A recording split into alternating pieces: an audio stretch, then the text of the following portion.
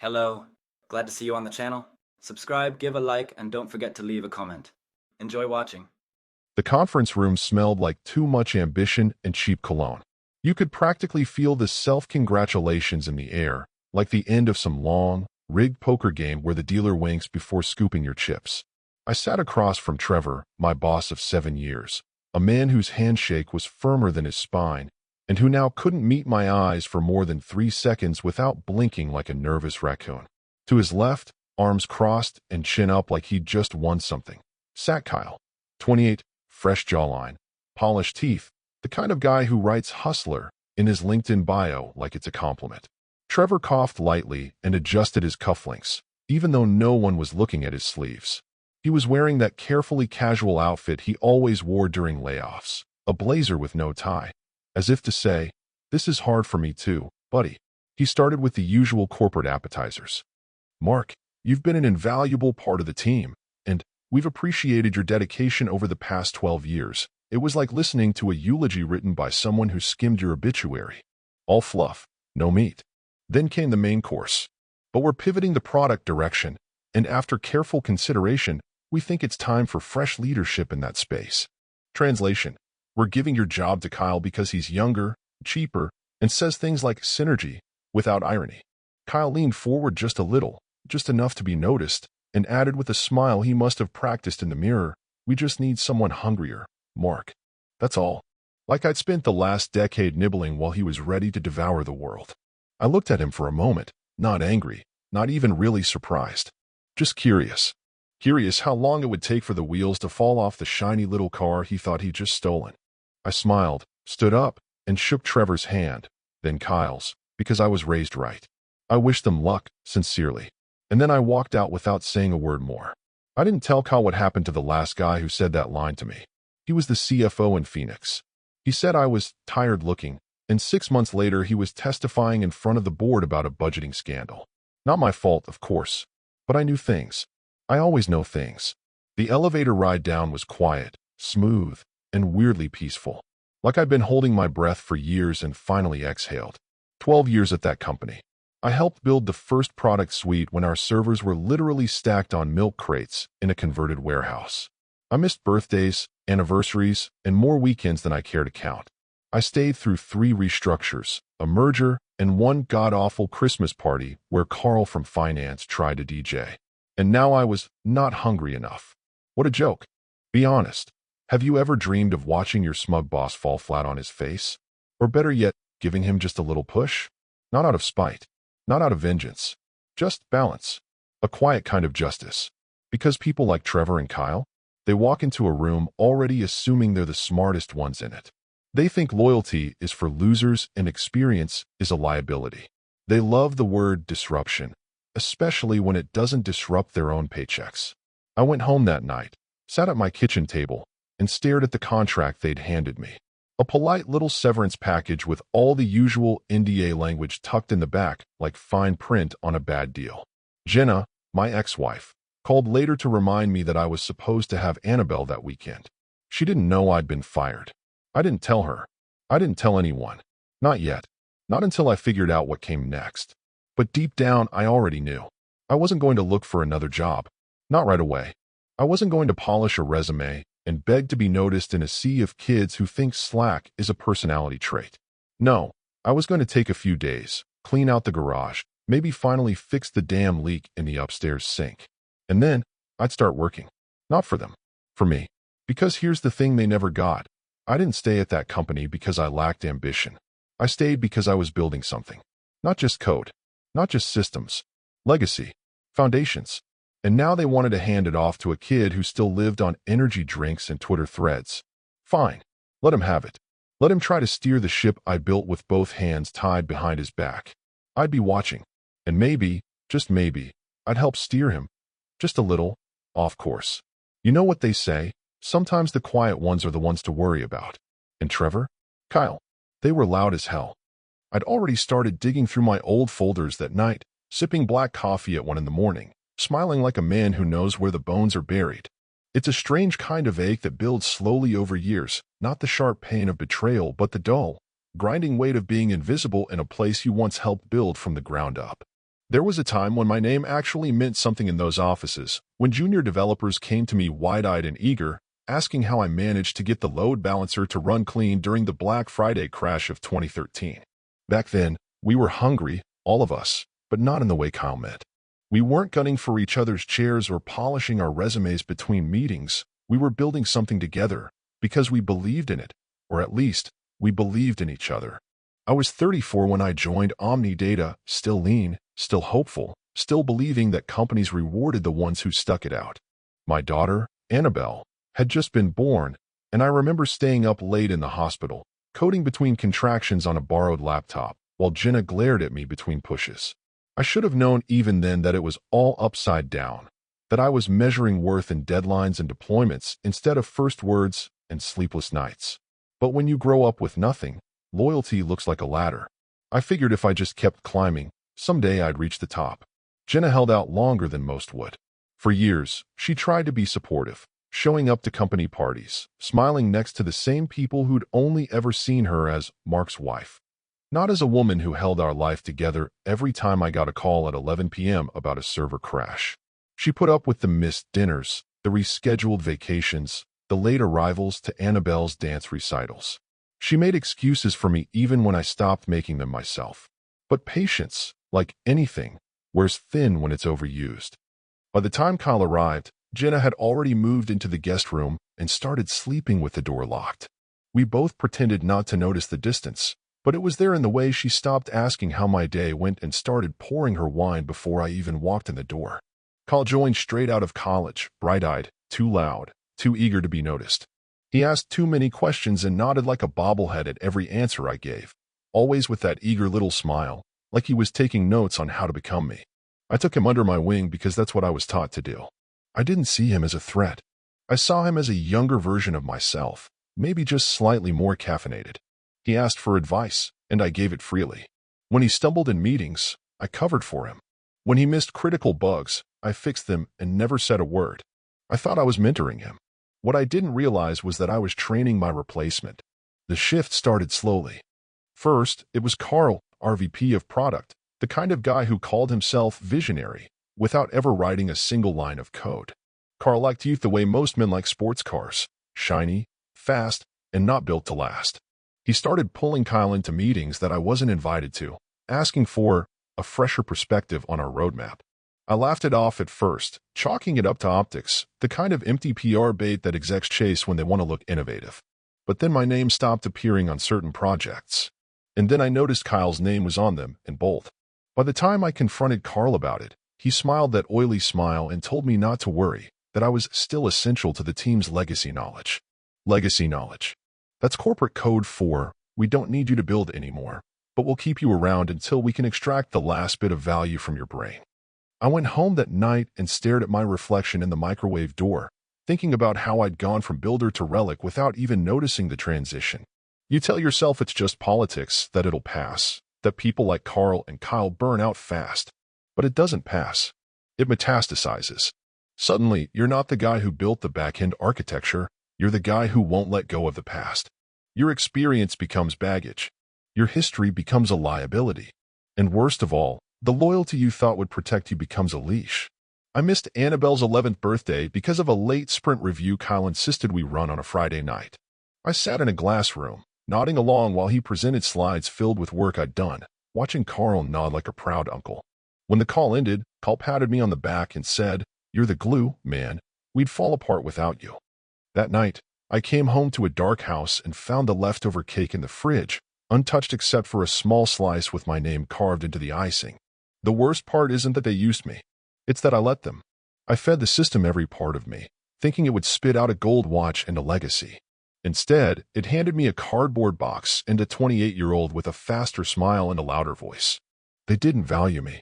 They tolerated me until I got too expensive or too slow or too familiar to be worth keeping. There's a tax for being loyal. They don't tell you that when you sign the offer letter. They don't tell you that every late night, every holiday missed, every birthday skipped, it all gets tallied. But it's not credited to your name. It's filed away under expected, and the second you stop bleeding for the company, they call it underperformance. I paid the tax for 12 years. Now it was time someone else paid it back with interest. It started with a casual message from an old friend, Alex, a systems engineer who'd survived 2 rounds of layoffs and learned the art of keeping his head down while still keeping his ears open. He didn't say much, just that we should grab a beer sometime soon, and that he had something weird to show me. I figured it was going to be some awkward sympathy over my exit, maybe a few shared gripes about Trevor, or the usual gossip about who was next in the corporate firing line. But when we met that night at our usual bar, dim lights, sticky floors, and a jukebox stuck on 70s rock, he handed me a flash drive like it was an envelope full of cash in a crime movie. I didn't open it there. I didn't ask questions. I just nodded, thanked him, and took it home like it was radioactive. Maybe part of me already knew it wasn't going to be good. You don't hand over something that way unless it's loaded. So I waited until Annabelle had gone to bed, poured myself a drink, and sat down at the desk in the garage, still cluttered with tools I hadn't touched since I stopped fixing things with my hands and started breaking my back for deadlines. When the folder opened, I didn't even breathe. Hundreds of screenshots, emails, attachments, all with my name missing where it used to be, or worse, replaced. PowerPoint decks used for investor pitches showing Kyle as the lead architect of the integration I spent 3 years building from the ground up. Internal memos referencing him as the visionary behind the platform optimization that bore my fingerprints on every single line of code. The language was flattering, glowing even, as if Kyle had descended from the clouds with a fully formed product like some kind of digital prophet. But he hadn't. He'd been in over his head for years, riding the wave I carved out for him. Then came the punch to the gut, a scanned PDF of a backdated architecture document, digitally signed by Carl and Kyle, placing Kyle's name on a version of the core system that I had authored, tested, and deployed myself before Kyle even knew what a container registry was. The timestamp had been scrubbed, the metadata altered, but not well. They'd done it fast, sloppy, like they never expected anyone to look. Or maybe they just didn't care. Maybe they thought I'd disappear into the fog of the laid off and forgotten, quietly applying for lower-paying jobs and pretending the past decade never happened. I sat there for what felt like hours, rereading the same lines over and over, letting the heat build in my chest like a furnace with no release valve. It wasn't just betrayal, it was erasure. They hadn't just kicked me out of the building, they were rewriting history to make it look like I was never there. That I hadn't bled into that back-end system, hadn't sacrificed holidays and time with my daughter, hadn't pulled 3 all-nighters in a row to get the deployment stable before a board presentation that now credited a kid who didn't even know how to spell Kubernetes at the time. Somewhere around 2 in the morning, I realized I was gripping the edge of the desk so hard my knuckles were white. I let go slowly, stood up, and paced the garage, muttering to myself like a man halfway to madness. It wasn't rage, not yet, but it was the kind of clarity that burns everything else away. The lies weren't just convenient, they were strategic. Carl wasn't a fool, he was a planner. He'd seen that Kyle was easier to mold, easier to control, easier to parade in front of investors who liked young faces and short resumes. He'd seen me as a threat to the narrative, the walking reminder that this thing wasn't built in a day, and sure as hell not by Kyle's hands alone. It all clicked into place then, the sudden meetings I wasn't invited to, the coldness from leadership, the whispers I caught at the coffee machine before they clammed up. This wasn't incompetence. It was a plan. A long, slow, quiet maneuver to remove me from the story entirely. And it had almost worked. If not for Alex, I might have kept licking my wounds in silence, blaming myself for not staying hungry enough, wondering what I'd done wrong. But now I knew the truth. And once you know the truth, you can't unknow it. You can't go back to pretending everything was just business as usual. You can't look at the faces of the people who sold you out and not see them for what they are, opportunists in pressed shirts, smiling while they twist the knife. I thought back to a late night 2 years ago when Kyle had nearly caused a system outage by pushing broken code to production. I stayed until 4 a.m. fixing it, and when Carl asked about it the next day, I covered for him, told him it was a team oversight. Carl never thanked me. He just smiled, cocky as ever, and asked me to grab coffee with him to go over some mentorship stuff. And like a damn fool, I went. They'd been planning this longer than I realized. And now, I wasn't just the guy they fired. I was the guy they tried to erase. And I don't take kindly to that. So I started printing. Every file. Every email. Every line of that fraudulent document. I didn't know exactly what I was going to do yet, but I knew this much. I wasn't going to let them walk away clean. I may have walked out quiet, but that was before I opened the folder. Before I knew what they'd done. Now I was awake. Now I was focused. And now I had nothing left to lose, which made me more dangerous than they could possibly imagine. There's a specific kind of focus that comes after betrayal, the kind that quiets the world around you, narrows everything down to facts, timestamps, clauses, and leverage. I didn't eat much that week, didn't sleep more than a few hours at a time, but I felt sharper than I had in years. Every move they made, every meeting they held, every self-congratulatory post Kyle wrote on LinkedIn was just another layer on the foundation I was about to rip out from under them. I started with the obvious, old emails, meeting notes, Slack logs still saved on my personal backup. I wasn't stupid back then, just naive, and somewhere deep in my archives was a trove of every architectural plan, version update, and feature spec I had either written myself or signed off on before it went live. What Kyle didn't know, and what Carl probably didn't bother to double-check, was that the core of the back-end integration they were now pitching to investors had been developed by me almost a full year before the company had its official IP assignment policies in place. That's the kind of detail that slips through the cracks when execs are busy chasing venture capital and brushing off legal red tape like dust on a blazer. They assumed, wrongly, that just because I built it on a company laptop, it belonged to them. But that wasn't how our contract read back then. The early days were wild. We were technically all contractors before our series of funding came in, and back then, I was working from my own machine at home, hosting tests in a private Git repository I paid for out of my own pocket. And lucky for me, I kept records. All of them. Every commit, every timestamped comment, every version control log with my name attached to it, all before the official IP clause was added to the employment agreements. And wouldn't you know it, that clause wasn't retroactive, which meant, legally speaking, the foundation of their prized integration still had my fingerprints on it in a way that no amount of revisionist history could erase. The next step was hiring someone who knew exactly how to weaponize that truth. Enter Monica Hart, a lawyer so dry she could turn a waterfall into a contract dispute.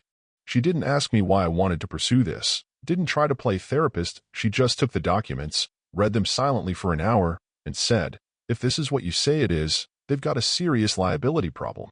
That was all I needed to hear. While Monica drafted the initial letters, I went digging for leverage in other places. Kyle, being young and overly confident, had a digital trail longer than a CVS receipt.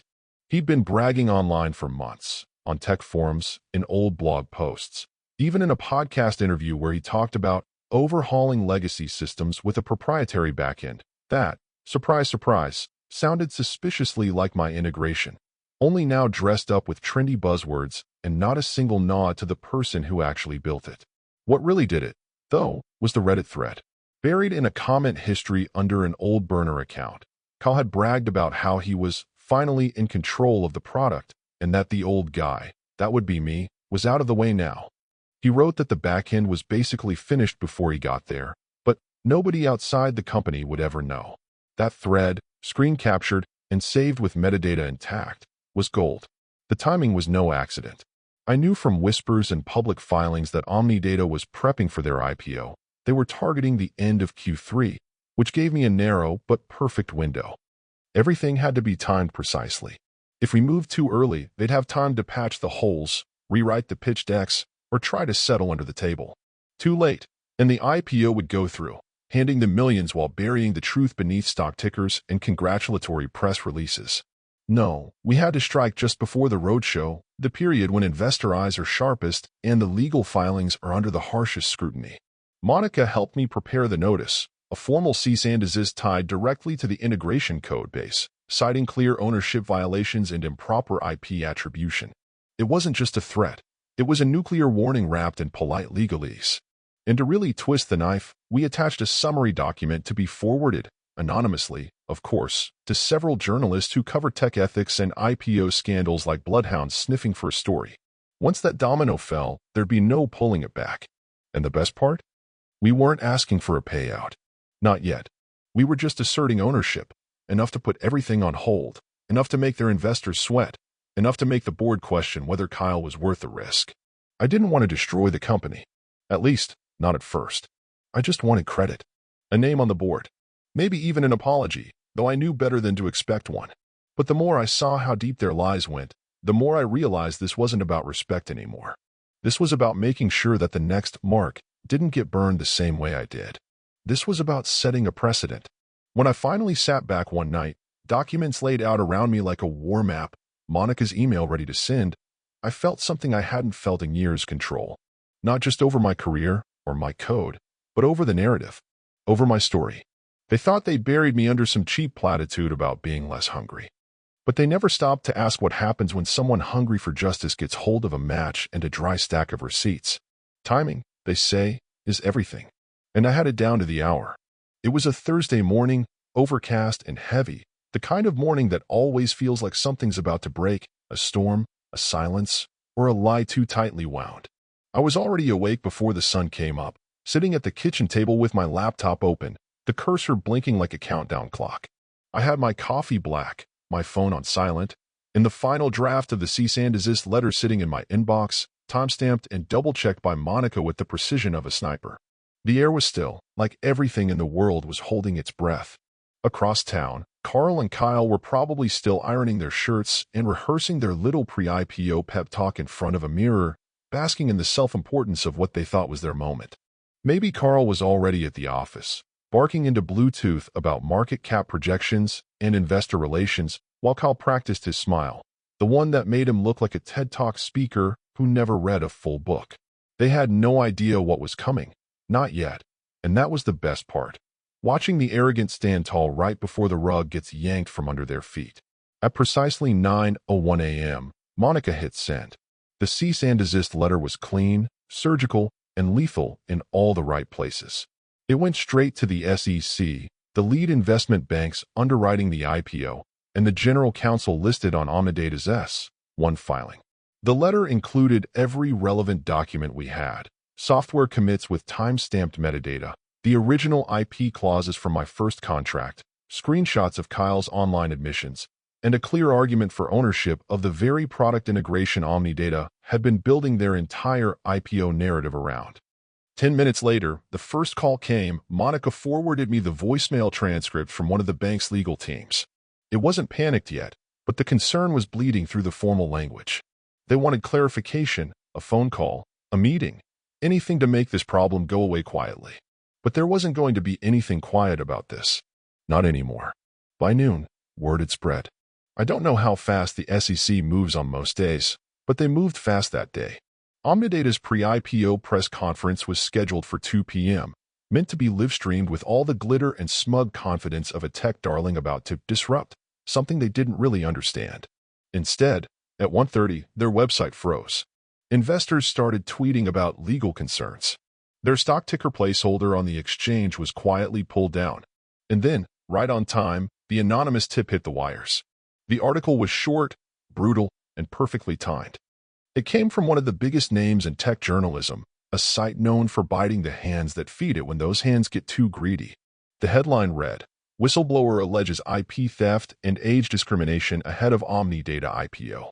Inside was a summary of everything: the code, the erasure, the internal favoritism, the quote from Kyle about the old guy being out of the way, and a not-so-subtle nudge toward Carl's role in falsifying project records.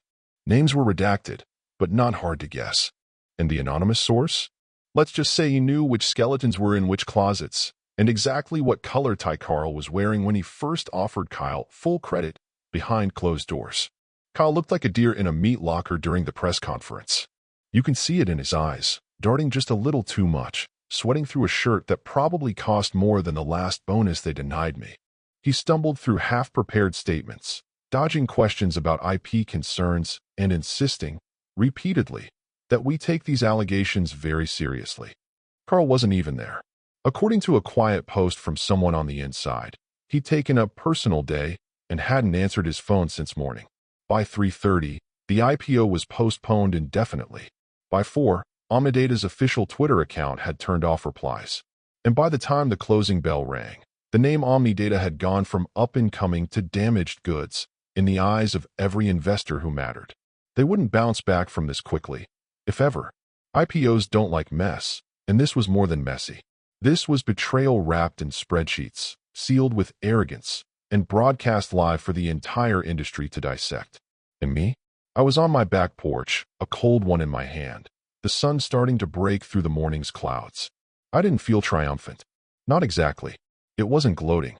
It was quieter than that, like finally exhaling after holding your breath for too many years.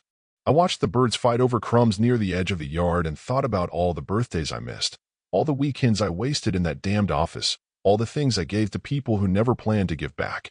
Was it too far? Maybe. Maybe I could have just walked away and started fresh, left them to sink on their own incompetence. But then again, how many guys like me get erased every year? How many hardworking, gray-at-the-temples pros get pushed aside for the next loud kid with a buzzword in his mouth and a PowerPoint deck full of stolen ideas? Sometimes, the system only learns when you break it right in front of everyone. Sometimes, people like Kyle only understand consequences when they're splashed across headlines next to the word fraud.